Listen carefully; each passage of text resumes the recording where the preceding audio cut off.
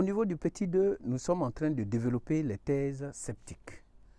Et les thèses sceptiques, nous pouvons retenir comme thèse sceptique l'athéisme. L'athéisme. L'athéisme, qui est une négation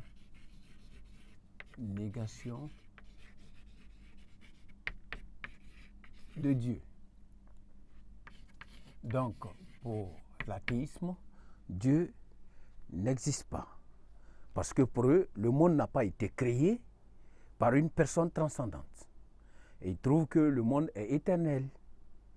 Tous les phénomènes de l'univers, pour les athées, finiront par s'expliquer à partir des lois de la matière en mouvement.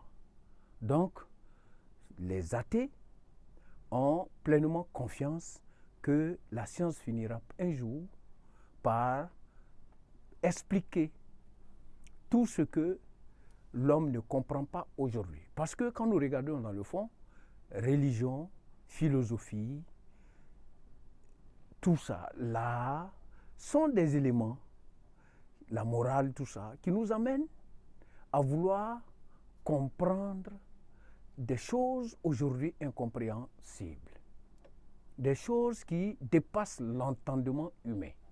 Donc, pour les athées, la science finira par résoudre ces problèmes. Quand nous prenons la question de la mort, ils trouvent que la science finira par trouver des solutions à tous les phénomènes qui semblent être attribués à Dieu aujourd'hui, de nos jours. Donc, parmi les athées, nous avons ceux qu'on peut appeler aussi les scientistes. Les scientistes, différents bien sûr de l'idée de scientifique. Les scientifiques sont ceux qui font des recherches au niveau de la science. Mais le scientiste, c'est quelqu'un qui a remplacé Dieu par la science et qui croit à la toute-puissance de la science. Donc, parmi les athées, nous avons aussi les scientistes. Et les athées, ce qu'il faut retenir de façon essentielle, l'athéisme rejette Dieu, nie l'existence de Dieu. Et qu'est-ce que nous pouvons retenir aussi? C'est qu'il y a, en plus de l'athéisme, la religion de l'esprit. La religion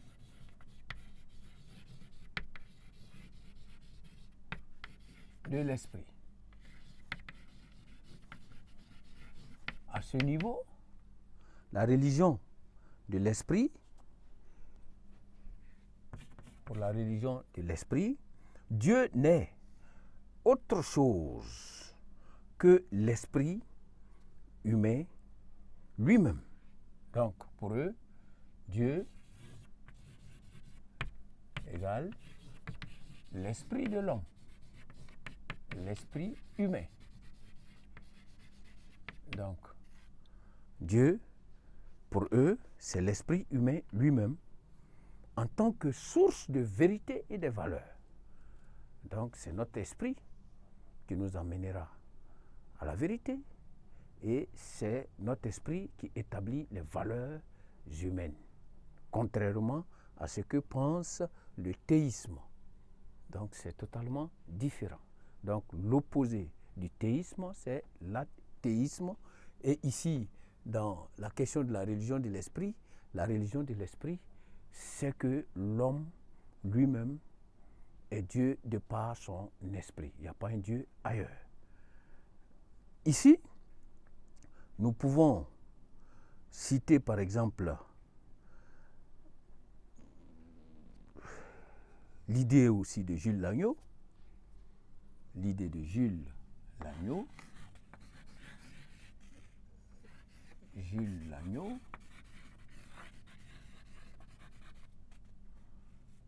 1851, 1894, qui disait que Dieu est une valeur, c'est-à-dire ce qui doit être et non ce qui est. Pour Gilles Lagneau, Dieu est une valeur. Donc, on ne peut pas dire que Dieu existe. Pour lui, Dieu n'est pas un être tout fait ou un objet tout fait. Donc, par conséquent, il serait inapproprié de dire que Dieu existe. Pour lui, Dieu est une valeur à laquelle nous tendons tous. Voilà. Mais Dieu n'est pas un objet ni une chose qui est tout fait et qui existe à part entière. Mais plutôt, c'est une tendance, c'est une aspiration, c'est une valeur suprême, mais qui n'est pas encore établie. Bien. Maintenant, qu'est-ce que nous pouvons nous poser après ces quelques approches? Bien sûr, il peut en exister d'autres. Après ces quelques approches de Dieu, qui d'une part valorisent l'existence de Dieu, et d'autre part celles qui rejettent Dieu ou son existence ou son effectivité, nous avons à nous poser une autre question, bien sûr, ce n'est pas la dernière, à savoir quel est le rapport que nous pouvons établir entre foi et raison. Quel rapport pouvons-nous établir entre foi et raison? Ce qui nous amène au grand 3 à nous demander le rapport entre foi et raison.